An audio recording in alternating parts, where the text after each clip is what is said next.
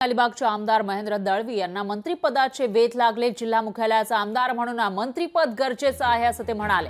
महायुतीचे नेते आपला विचार करतील असंही महेंद्र दळवी यांनी म्हटलेलं आहे। तर अलिबागचे आमदार महेंद्र दळवी यांना मंत्रिपदाचे वेध लागल्याचं दिसतं।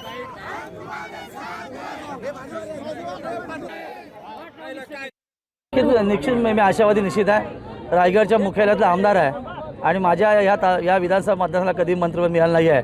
आज दुसऱ्यांदा मला विजय प्राप्त करून दिला जनतेने, त्यामुळे जनतेची अपेक्षा निश्चित आहे की माझ्या रूपाने त्याला मंत्रिपद मिळेल।